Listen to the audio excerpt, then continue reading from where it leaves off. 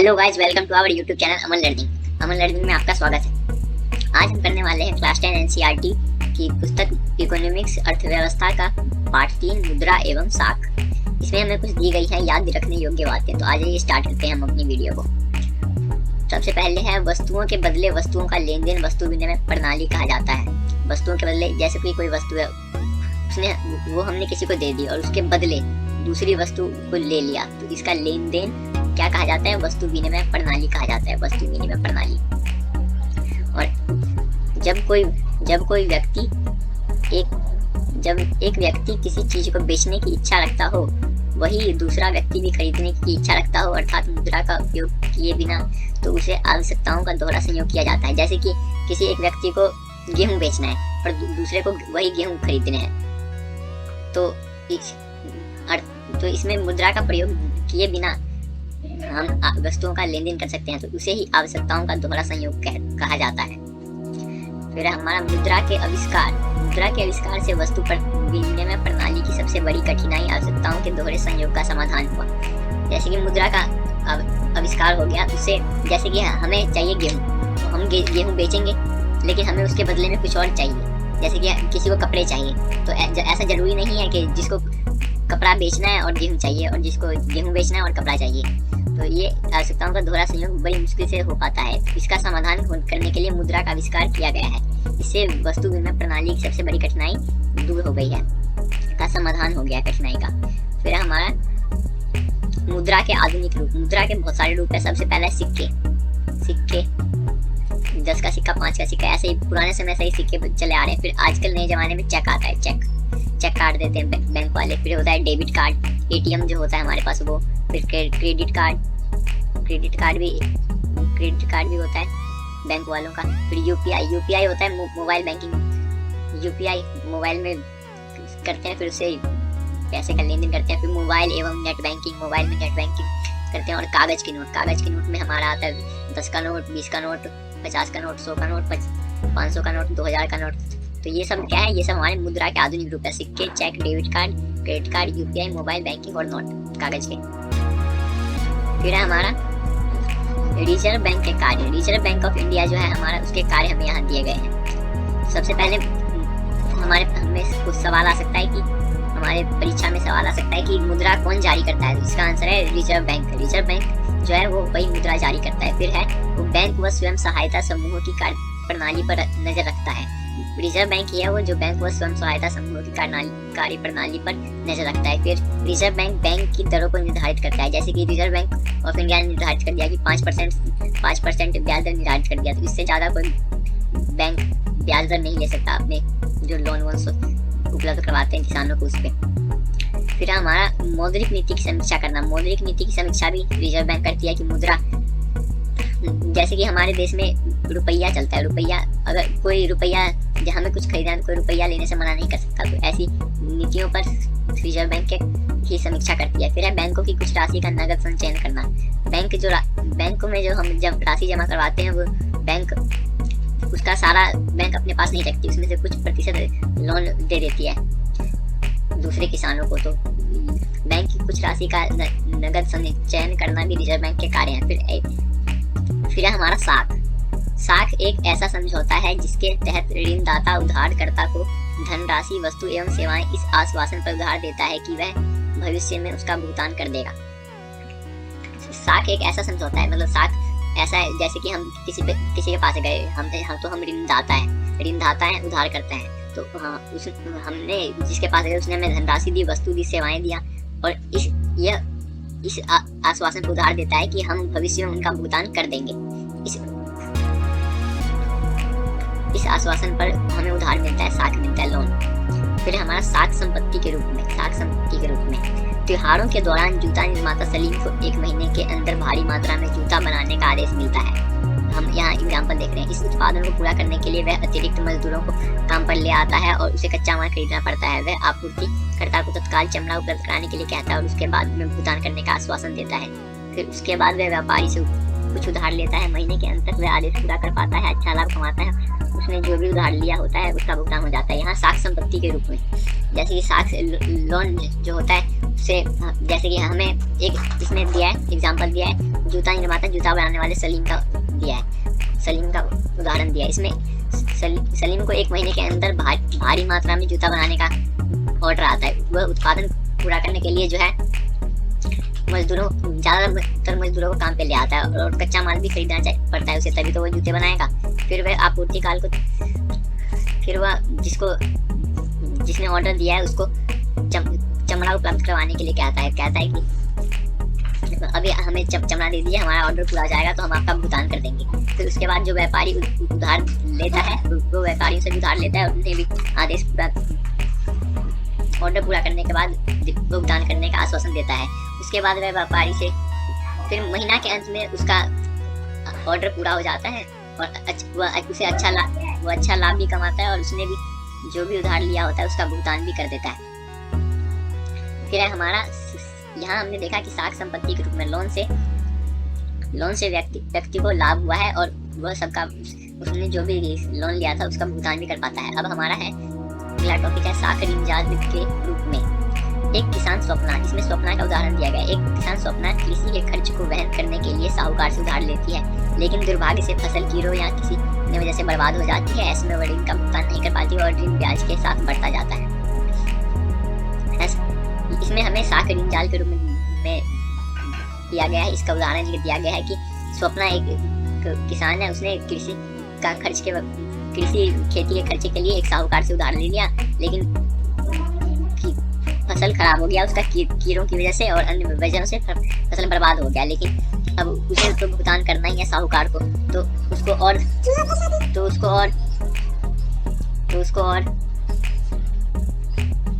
फिर जो है उसको और ज्यादा ऋण का ब्याज बढ़ जाता है और उसका ब्याज बढ़ता जाता है और वो ऋण जाल में ग्रस्त हो जाता है ऋण जाल से। फिर हमारा समर्थक ऋणाधार। उधारदाता समर्थक ऋणाधार क्या होता है ये देखते हैं। उधारदाता उधार प्राप्तकर्ता से समर्थक ऋणाधार के रूप में ऐसी परिसंपत्तियों की मांग करता है जिन्हें बेचकर वह अपनी ऋण राशि की वसूली कर सके। उधारदाता जैसे कि जो लोन लेने वाला है वो जो लोन देने वाला है वो लोन लेने वाले से कुछ उसके लिए बुनियादी वो करवाता है कि हम किस बिना पर किस बुनियाद पे तुम्हें लोन दें, क्या इसकी क्या गारंटी है कि तुम हमारा पैसा वापस कर दोगे। इसलिए वो उन्हें और ऐसी चीज़ों का मांग करता है जिन्हें बेचकर वह अपनी राशि की वसूली कर सके। तो ये परिसंपत्ति पैसों की मांग कर सकता है या फिर घर का मांग कर सकता है जिन्हें बेचकर वह अपनी ऋण राशि की वसूली कर सके। ये परिसंपत्तियां ही समर्थक ऋणाधार कहलाती हैं। जैसे कि ये जो गारंटी है वो वही ऋणाधार कहलाती है, जैसे कृषि भूमि, जेवर, मकान, पशुधन व बैंक जमा राशि, ये सब हमारा समर्थक ऋणाधार में आ सकता है। फिर हमारा साख की शर्तें भी बहुत महत्वपूर्ण होती है। इसमें सबसे पहला होता है ब्याज की दर कि ब्याज की दर कितनी होगी, 5%, 10%। समर्थक ऋणाधार हमने ऊपर पढ़ा, कृषि की भूमि होगी, जेवर होंगे, मकान होगा, पशुधन होगा या बैंक जमा होगा। फिर आवश्यक दस्तावेज भी जरूरी है। घर का दस्तावेज जिस बिना पर दिया जाए लोन, कागजात उसके, ID प्रूफ सब। फिर हम भुगतान की प्रक्रिया की आप भुगतान कैसे करोगे, एक ही बार में सारे पैसे दे दोगे या थोड़े थोड़े करके पैसे दोगे। ये फिर हमारा स्वयं सहायता समूह का मूल विचार। स्वयं सहायता समूह का मूल विचार है कि ग्रामीण गरीबों खासकर महिलाओं को स्वयं सहायता समूहों में संगठित किया जाए और उनकी बचत को एकत्र किया जाए। गाँव में जो होता है एक स्वयं सहायता समूह बनाया जाता है और उसमें गाँव की कुछ महिलाओं के समूह में जुड़ती है और संगठित किया जाता है उनको, और वो जो हर महीने थोड़े थोड़े पैसे बचाती है। यही होता है स्वयं सहायता समूह। और इसका मूल विचार है महिलाओं को स्वयं सहायता समूह में संगठित किया जाए और उनके जो बचे हुए पैसे उनको इकट्ठा किया जाए। फिर हमारा स्वयं सहायता समूह के क्या कार्य क्या है। सबसे पहला है सदस्यों की जमा पूंजी इकट्ठा करना। सदस्यों ने जो भी पैसे जमा किए एक नियमित अंतराल में उसको इकट्ठा करना। फिर बिना समर्थक ऋणाधार के ऋण देना, इसमें ऋणाधार की जरूरत नहीं होती, बिना समर्थक ऋणाधार के भी ऋण दिया जाता है। फिर क्या कम ब्याज दर पर ऋण देना, कम ब्याज दर पर ऋण दिया जाता है, 1%, 2% ऐसे। फिर है विभिन्न सामाजिक मुद्दों पर चर्चा को मंच देना। विभिन्न सामाजिक मुद्दे जो होते हैं उन पे भी वो चर्चा कर सकते हैं। फिर है ग्रामीण निर्धनों विशेषकर महिलाओं को एकत्रित करना। महिलाओं का ये स्वयं सहायता समूह होता है, महिलाओं को इसमें इकट्ठा किया जाता है और वो सब मिलकर एक साथ बचत करते हैं और उन बचत पूंजियों का इकट्ठा किया जाता है। फिर उन्हें बिना समर्थक ऋणाधार के ऋण दिया जाता है, कम ब्याज दर पर ऋण मिलता है। फिर सामाजिक मुद्दों पर चर्चा कर सकते हैं वो और ग्रामीण निर्धनों। फिर हमारा एक अंक वाले प्रश्न। सबसे पहला है मुद्रा के आधुनिक रूपों में कौन शामिल है। मुद्रा के आधुनिक रूप में, आधुनिक रूप मतलब पुराने जमाने से जो चले आ रहे हैं, तो उसमें हमारा होता है, क्या होता है आ जाओ देखते हैं। उसमें हमारा होता है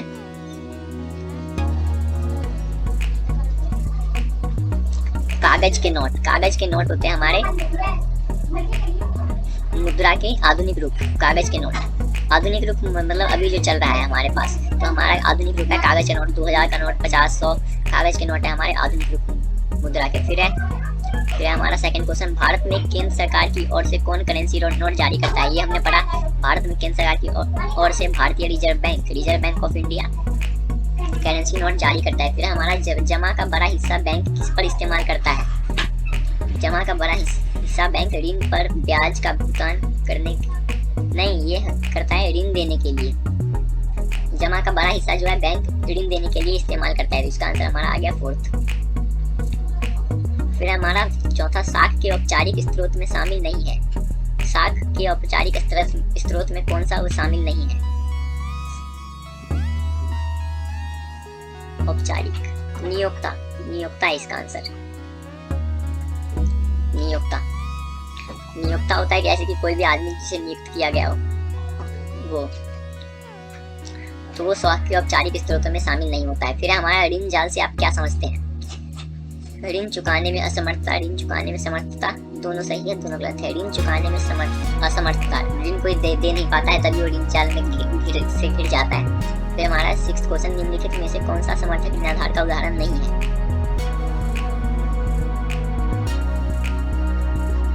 इनमें से कोई नहीं, सिक्स्थ का आंसर है इनमें से कोई नहीं, क्योंकि इस समर्थक ऋणाधार का उदाहरण जेवर भी है, घर भी है, कृषि भूमि भी है, तो इसका आंसर आ जाएगा इनमें से कोई नहीं। सातवां, स्वयं सहायता समूह में बचत और ऋण संबंधित अधिकतर निर्णय लिए जाते हैं सदस्यों द्वारा। सदस्य द्वारा, इसका आंसर है सदस्य द्वारा। बैंक द्वारा नहीं लिया जाता, ना ही सरकार द्वारा लिया जाता है, ना ही गैर सरकारी संस्था द्वारा लिया जाता है, ये सदस्य द्वारा लिया जाता है। फिर हमारा 8th क्वेश्चन, बैंक अपने पास कितना नगद कोष रखते हैं। कितना प्रतिशत नगद कोष रखते हैं बैंक। तो इसका आंसर है 15%। बैंक में जो कुल राशि है उसका 15% ही बैंक अपने पास रखती है। कुल धनराशि जो होता है बैंक के पास उसका 15% ही बैंक अपने पास रखती है, बाकी ब्याज देने में उपयोग करती है। फिर हमारा 9th क्वेश्चन, अंतर्राष्ट्रीय स्तर पर विनिमय के लिए कौन सी मुद्रा का प्रयोग होता है। अमेरिकी डॉलर। अंतर्राष्ट्रीय स्तर पर विनिमय के लिए अमेरिकी डॉलर का प्रयोग किया जाता है। फिर हमारा 10th क्वेश्चन, बांग्लादेश में ग्रामीण बैंक की स्थापना का श्रेय किसे जाता है। इसका है मोहम्मद यूनुस। बांग्लादेश में एक ग्रामीण बैंक है, उसकी जो स्थापना की है वो मोहम्मद यूनुस ने किया, ये देख सकते हैं आप, मोहम्मद यूनुस। फिर हमारा 11th क्वेश्चन, मान लीजिए कि आप प्राचीन समय में हैं जब वस्तुओं को खरीदने और बेचने वक्त पैसे का लेन देन नहीं किया जाता। समय में किसी वस्तु को खरीदते समय आपको किन समस्याओं का सामना करना पड़ेगा। हमें इसमें करना पड़ेगा आवश्यकताओं के दोहरे संयोग की समस्या की। हमें जो चीज़ बेचनी है दूसरों को वो खरीदनी हो, और दूसरों को जो चीज़ बेचनी हो वो हमें खरीदनी हो, तभी होगा आवश्यकताओं का दोहरा संयोग। तो इसकी समस्या हमें देखने को मिल सकती है। फिर हमारा 12th क्वेश्चन, भारत में आरंभिक समय में पैसे के रूप में क्या इस्तेमाल किया जाता था। तो भारत में आरंभिक समय में पैसे के रूप में किया जाता था अनाज एवं जानवरों का प्रयोग किया जाता था कि हमने तुम्हें गाय दे दिया एक, अब या फिर अनाज दे दिया, इतना अनाज हमने तुम्हें दे दिया तो भुगतान हो गया। फिर हमारा 13th क्वेश्चन, भारत में रुपया एवं करेंसी को कौन जारी करता है। ये हमने पढ़ा भी था, ये इसको भारतीय रिजर्व बैंक ऑफ इंडिया जारी करता है। फिर हमारा 14th क्वेश्चन, भारत की यह जानना चाहती है कि क्यों भारत में रुपए के लिए किए गए भुगतान को कोई अस्वीकार नहीं करता, क्योंकि यह भारत सरकार द्वारा मान्य मुद्रा है और इसे कोई लेने से इनकार करेगा तो उस पे कड़ी कार्रवाई की जा सकती है। फिर हमारा 15th क्वेश्चन, औपचारिक स्रोतों से प्राप्त ऋण अधिक महंगा क्यों होता है। क्योंकि उसमें ब्याज की दरें अधिक होती है, तो अगर ब्याज की दरें अधिक होगी 10% 12% होगी तो हमारा ब्याज जो है वो महंगा पड़ेगा, हमारा जो ऋण है वो महंगा पड़ेगा। फिर हमारा 16th क्वेश्चन, आधुनिक एवं प्राचीन मुद्रा का एक एक उदाहरण दीजिए। आधुनिक मुद्रा में करेंसी हो गया, करेंसी नोट हो गया, फिर प्राचीन मुद्रा में हो गया सोने के सिक्के। प्राचीन जो पुराने समय थे उनमें सोने के सिक्के का प्रयोग हुआ जाता था, और आजकल करेंसी नोट का, कागज के नोट का प्रयोग हो रहा है। फिर हमें अभ्यास के प्रश्न दिए गए हैं। मुख्य रूप से ग्रामीण क्षेत्रों में बैंकों की संख्या में अधिक वृद्धि क्यों आवश्यक है? स्पष्ट कीजिए। बैंकों और सहकारी समितियों को अपने ऋण देने की गतिविधियों को ग्रामीण क्षेत्रों में बढ़ाने के लिए 3 कारणों की व्याख्या कीजिए।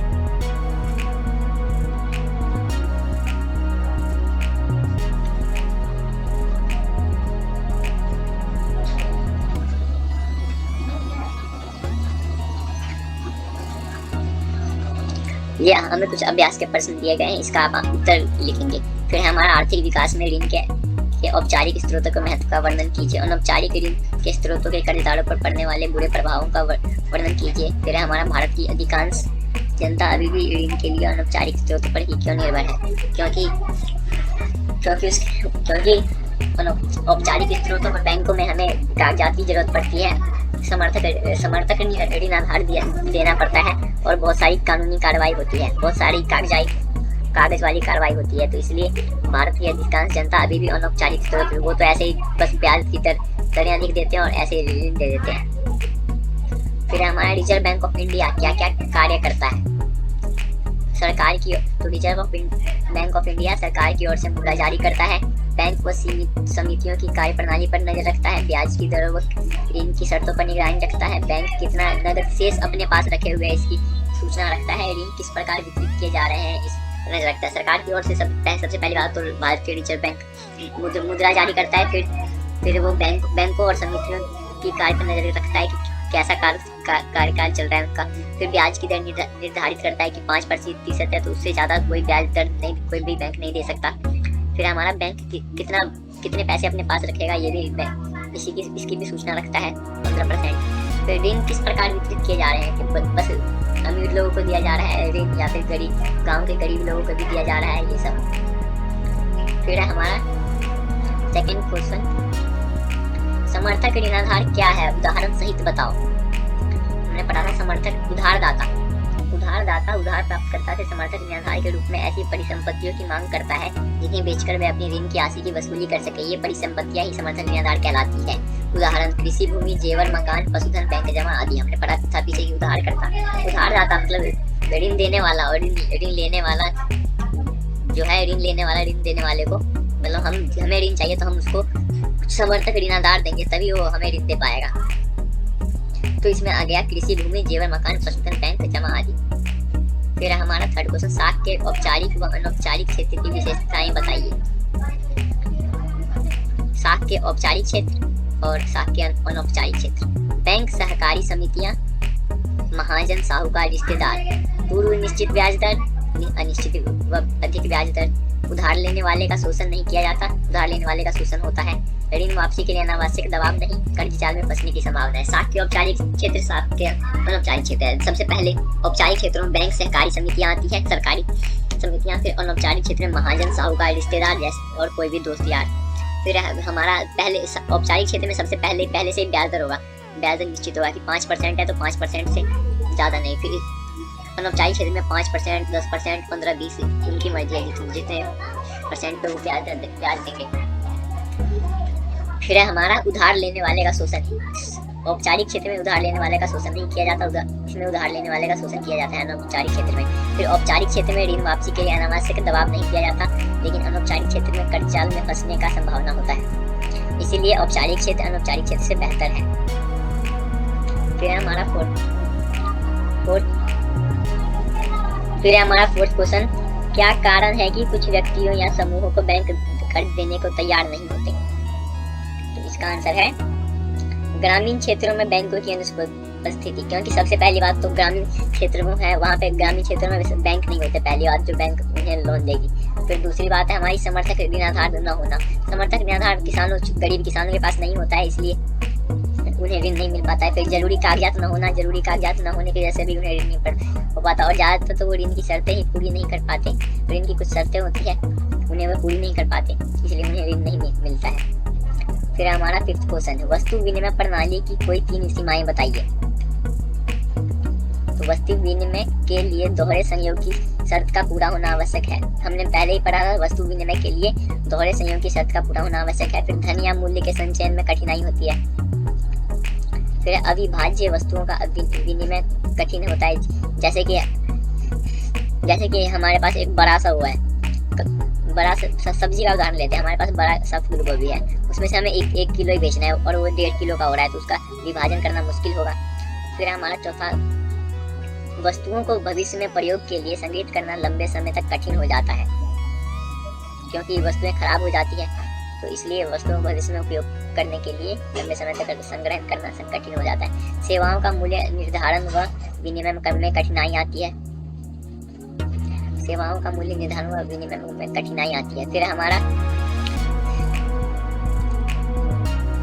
6th क्वेश्चन, क्या सलीम व सपना दोनों के लिए ऋण एक ही परिस्थिति उत्पन्न करता है? व्याख्या करें। तो नहीं, हमने देखा था भाई कि ऐसा नहीं होता है। सलीम के लिए, सबसे पहले सलीम के लिए ऋण ने सकारात्मक भूमिका निभाई, उसने लाभ कमाया, ऋण चुकाया। स्वप्ना के लिए ऋण की नकारात्मक भूमिका थी, वह ऋण चुकाने व लाभ कमाने में असमर्थ थी और वह ऋण जाल में फंस गई, उसे जमीन भी बेचनी पड़ी।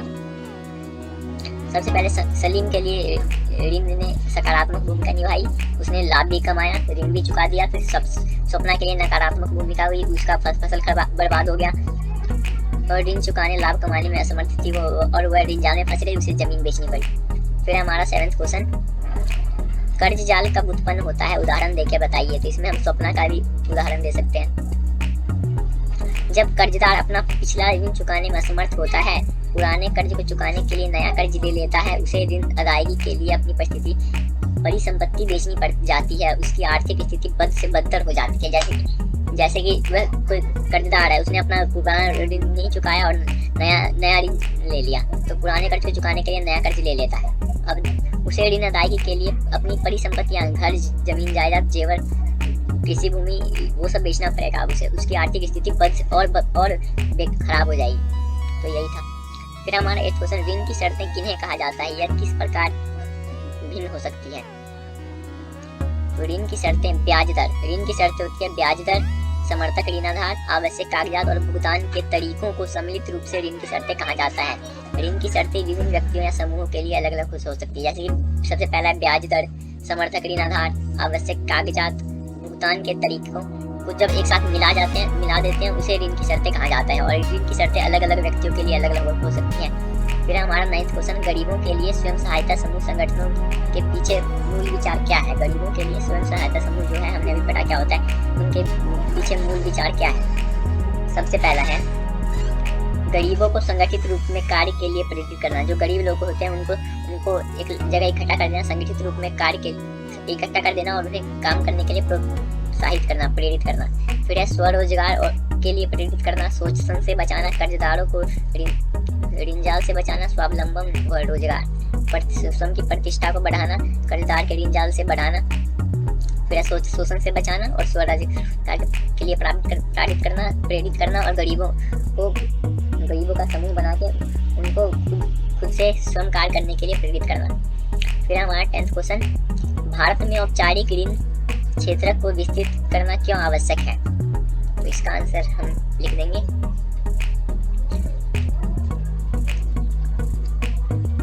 अनौपचारिक स्रोतों से ऋण प्राप्ति आसानी होती है, परंतु शोषण अधिक होता है।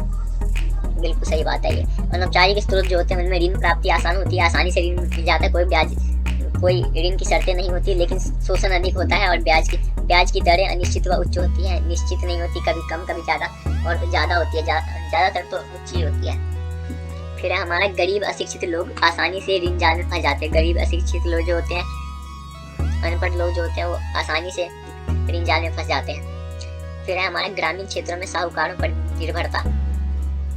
ग्रामीण क्षेत्रों में ज़्यादातर लोग साहूकार पर निर्भरता होती है, वहाँ बैंक नहीं होते, इसलिए ज़्यादातर लोग अनौपचारिक स्रोतों से ऋण लेते हैं। फिर ऋण सरलता से उपलब्ध करवाना, ऋण सरलता से उपलब्ध हो जाता है। फिर है अभ्यास के प्रश्न। यहाँ पे कुछ मैंने अभ्यास के प्रश्न दिए हुए हैं। मुख्य रूप से ग्रामीण क्षेत्रों में बैंकों की संख्या एक वृद्धि क्यों आवश्यक है? स्पष्ट कीजिए। बैंकों और सहकारी समितियों को अपने ऋण देने की गतिविधियों को ग्रामीण क्षेत्रों में बढ़ाने के किन कारणों की व्याख्या कीजिए। आर्थिक विकास में ऋण के औपचारिक स्रोतों के महत्व का वर्णन कीजिए। कीजिए। अनौपचारिक ऋण के स्रोतों व कर्जदारों पर पड़ने वाले बुरे प्रभावों का वर्णन कीजिए। फिर भारत की अधिकांश जनता अभी भी ऋण के लिए अनौपचारिक स्रोतों पर ही क्यों निर्भर है। ये सब मैं आपको समझाया तो इसका आंसर आप खुद देंगे, तो इसका आंसर आप लोग देंगे, ठीक है। तो इसी के साथ होता है हमारा ये चैप्टर खत्म। चैप्टर 3 मुद्रा व साथ इकोनॉमिक्स का खत्म। मिलते हैं हम अगले वीडियो में, तब तक के लिए जय हिंद, बाय बाय। और अगर आपको वीडियो पसंद आए तो लाइक शेयर सब्सक्राइब करें और कमेंट जरूर करें। धन्यवाद।